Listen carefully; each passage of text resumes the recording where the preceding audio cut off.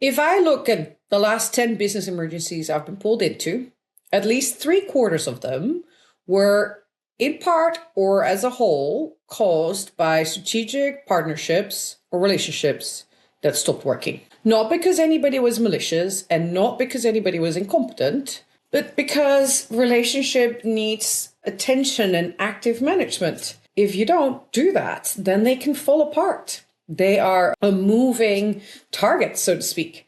It's not just me who's seeing that. Depending on what study you read, somewhere between 50 and 70% of strategic alliances fail to meet expectations. And I would say that most of us working in fast-moving industries, in high-growth industries, and really feeling the brunt of the volatility and the uncertainty in the market are more in that 70% range than that 50% range. More than half of joint ventures are restructured, renegotiated, or dissolved early. Those of us who've been in joint ventures know the massive amounts of work that go into putting them together. So a failure rate of half after all that effort, staggering, and a lot of loss of value. Also, around 40% of outsourcing contracts are renegotiated within 3 years because they're not delivering on the intended value. I think renegotiated is a soft word here. In my experience, that percentage is definitely around the 40%.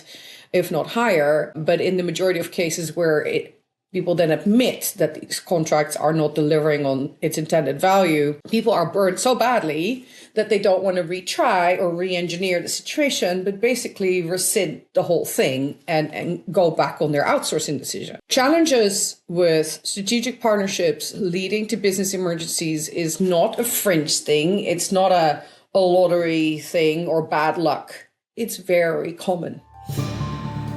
Leadership today isn't just about scaling. It's about navigating constant uncertainty, market disruptions, and high-pressure decisions.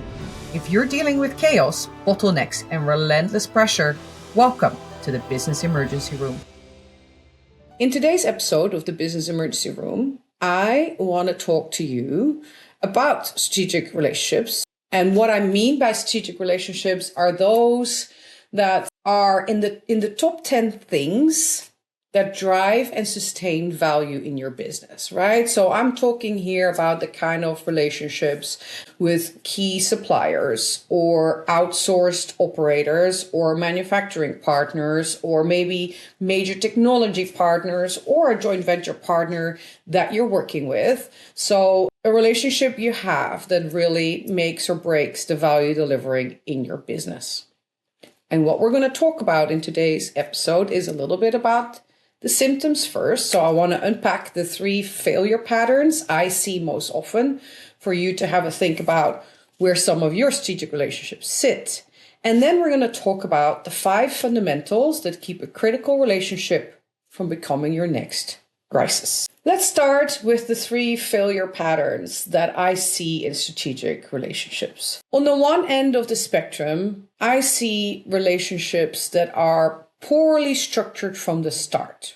Poorly structured from the start does not mean that they're failing from the start. And that's potentially where the challenge lies, right? This is surprisingly common. I work with a lot of startups, new technology companies. So many of you have not had a lot of different strategic partnerships before. And as you're growing, you start to enter into these.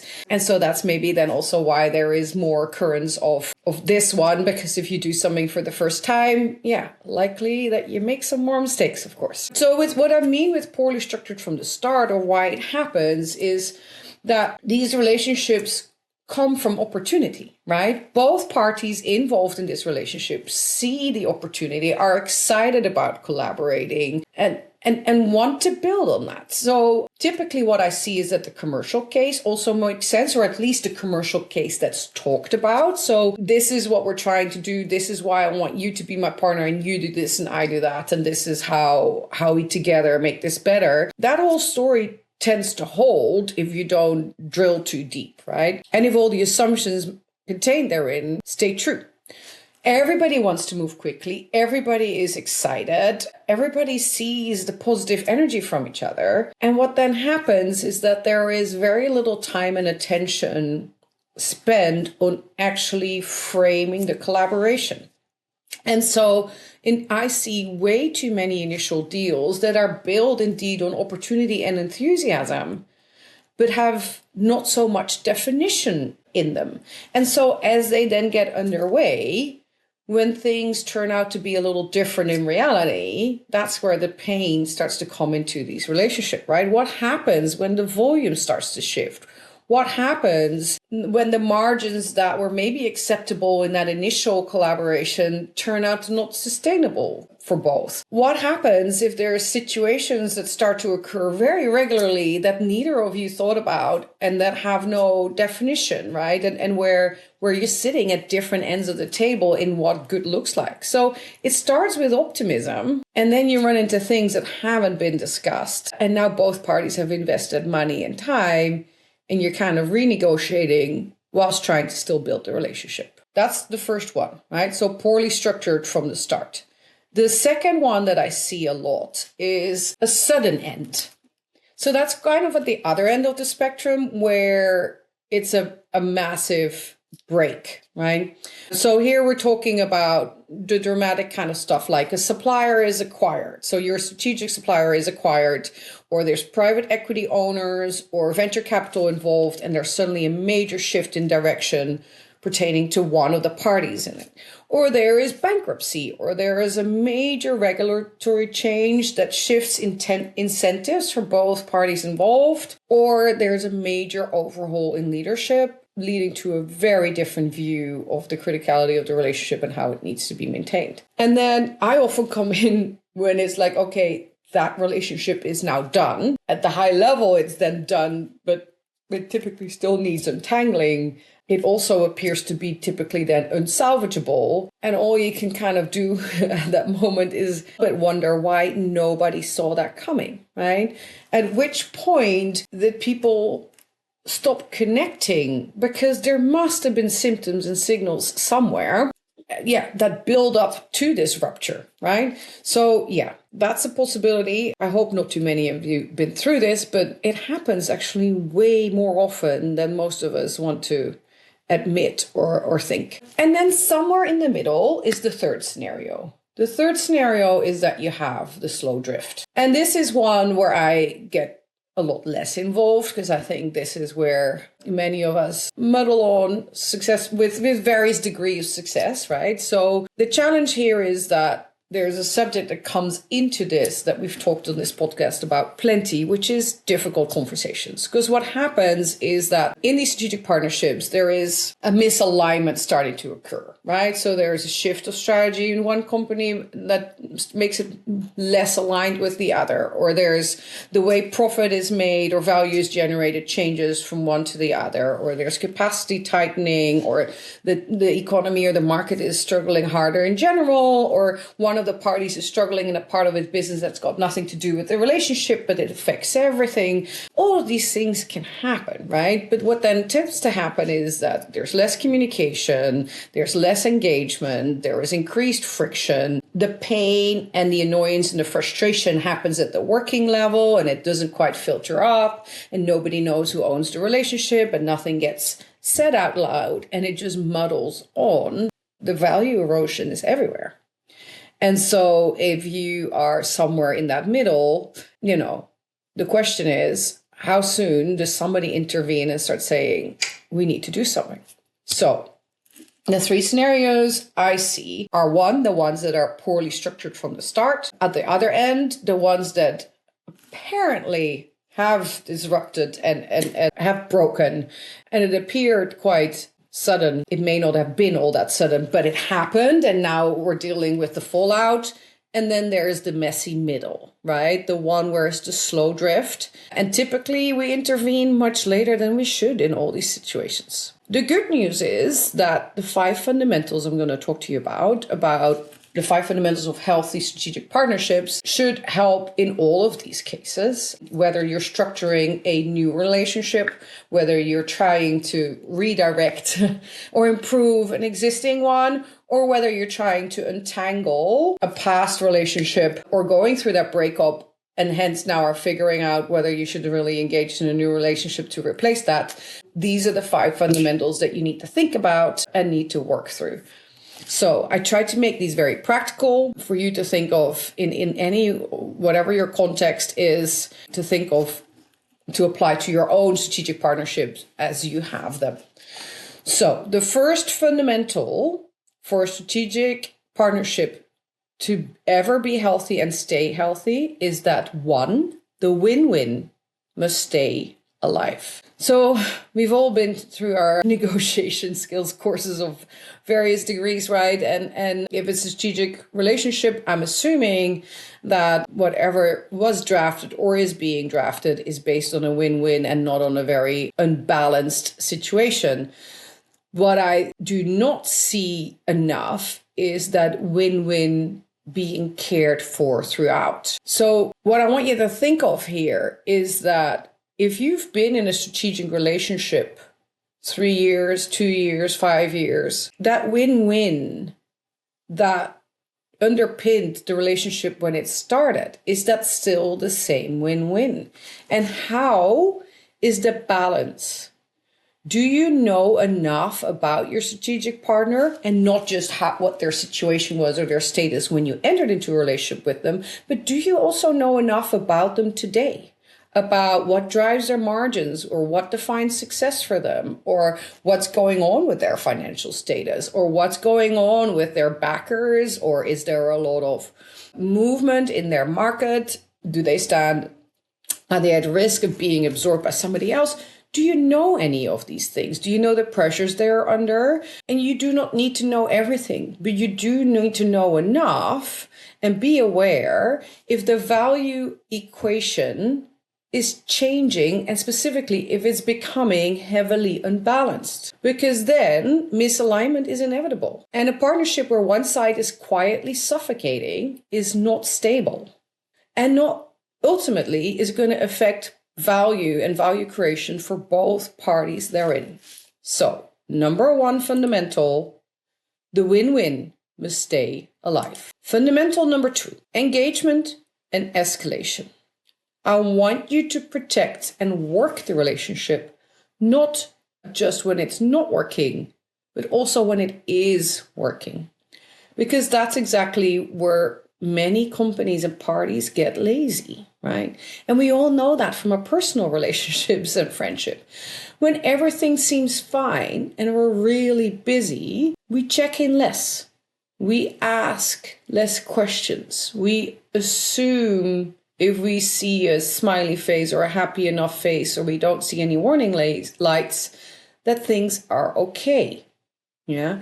And what happens in business is that I see the engagement at the higher levels reducing. So yes, if I'm working with a supplier at the coal face, right, and we're talking day to day about orders or whatever, of course, that continues to happen.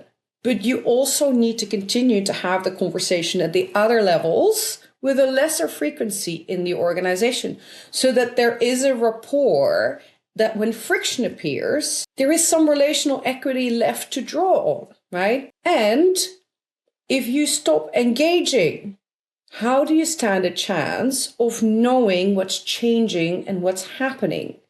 How do you stand a chance if you stop engaging at higher levels to see the signals of early change? If you have quarterly department level type engagement, right, with your strategic partner, and then maybe once a year or twice a year with what I call the gin and tonic set, right, senior leadership, that is the escalation level, that forces to create some level of management briefing or overview, dig a little in what's going on, to think about what's working well, what's maybe not working so well, how do we know, and have those conversations.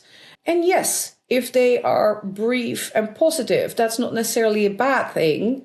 To me, it's a bad thing when you stop having them. So you need continued engagement, regular performance discussions of some sort to enable fast friction resolution, and know that for both parties, you're still on the right track. You need that explicit dialogue about strategic shifts, about risks, about future direction.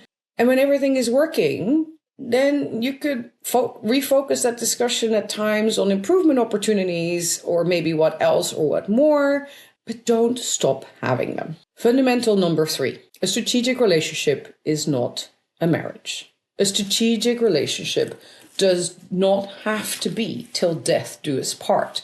You do not need to be in that scenario that I spelled out at the start of the podcast where the relationship forcibly breaks. You have a commercial arrangement with a partner designated to create value. And when there's been significant change and you are no longer the right partners for each other to continue creating that value, then let's dissolve the relationship whilst it's still healthy and happy and good working, or when it's, not deteriorated yet because you're both admitting that this is no longer worthwhile continuing. Yeah. So you need to know that that starts to happen. And then you need to have the conversation, because pretending that it's not the case doesn't help anybody, right? If redesign is possible, of course, you could try that. You don't, a collaboration that's been years in the making, that's a great thing to have. So if you can smartly redesign and get to a different level of value creation together, perfect.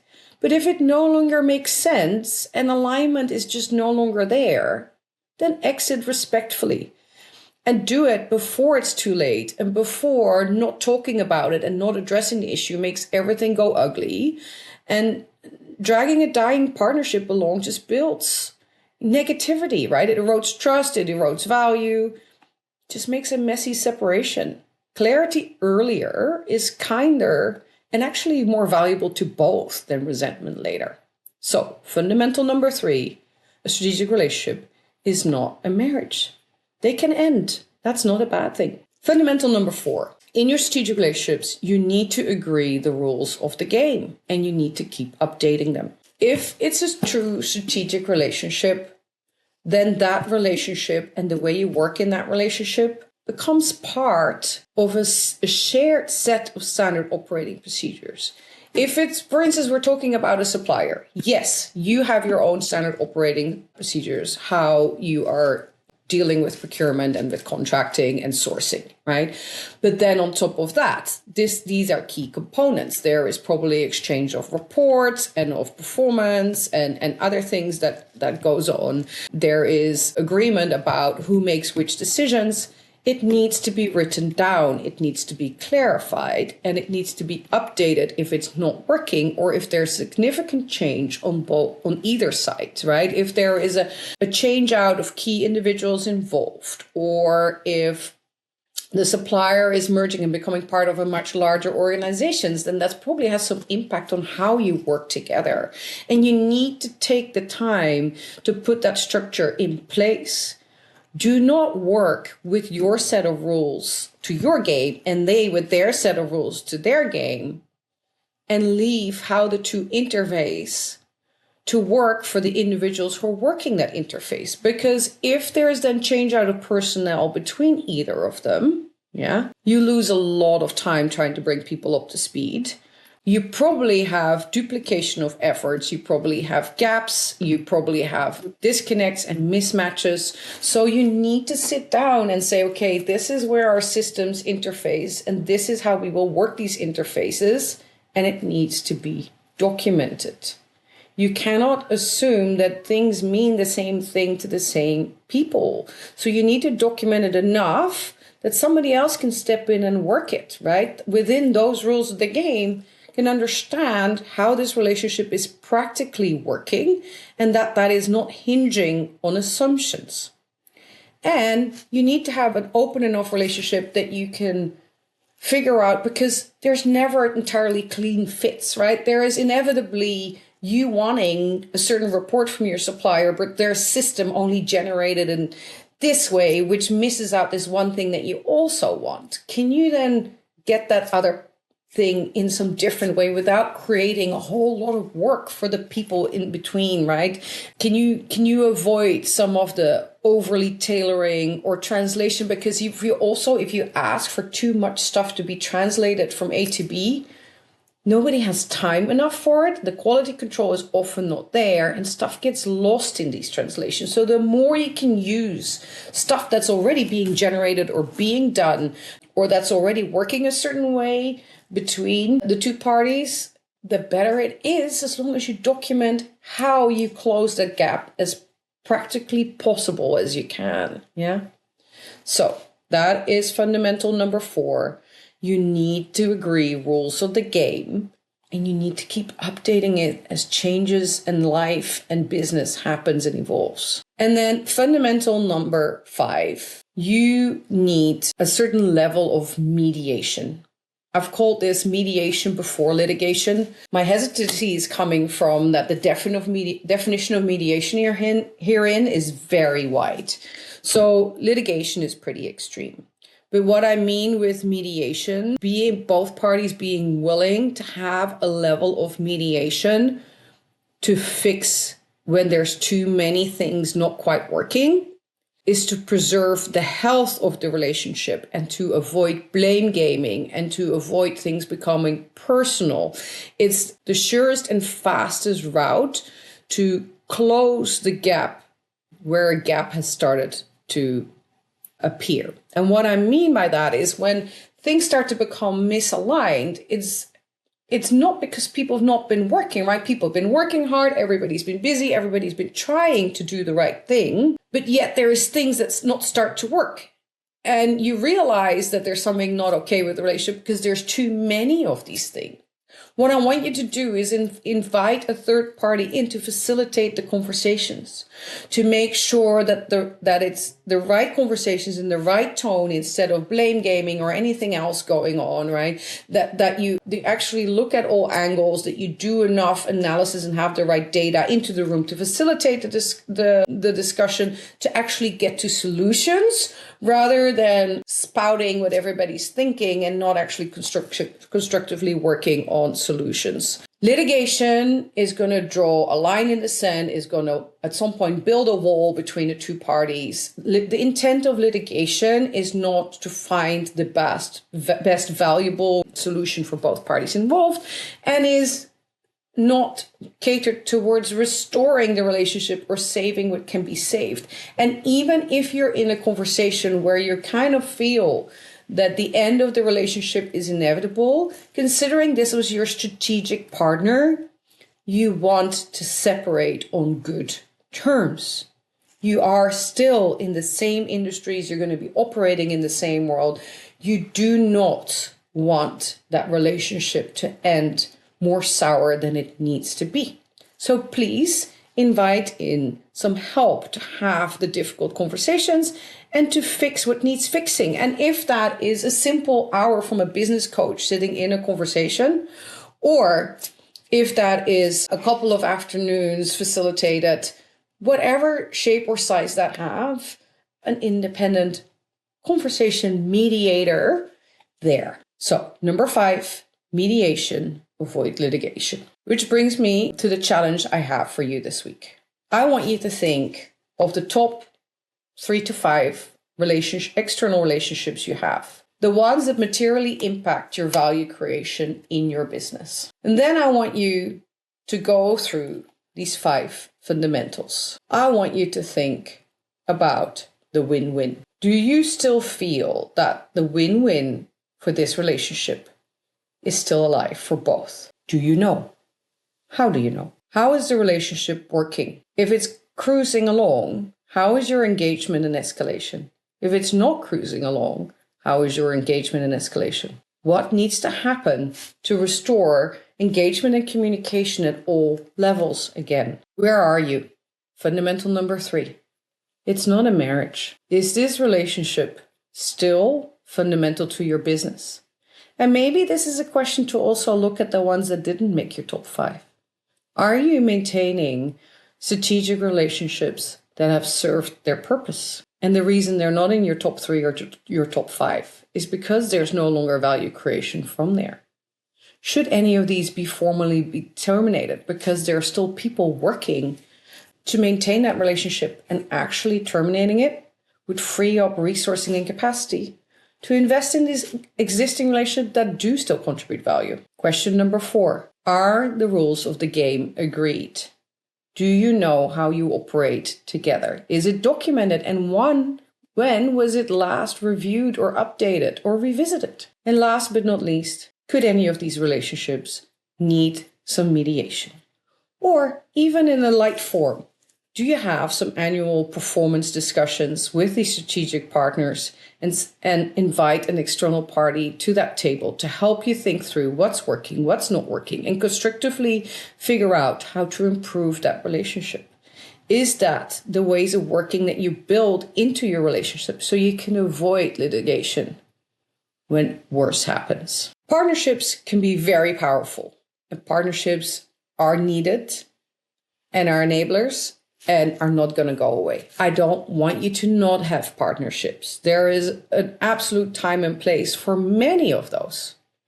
But I want you to manage your interdependence and avoid business emergencies.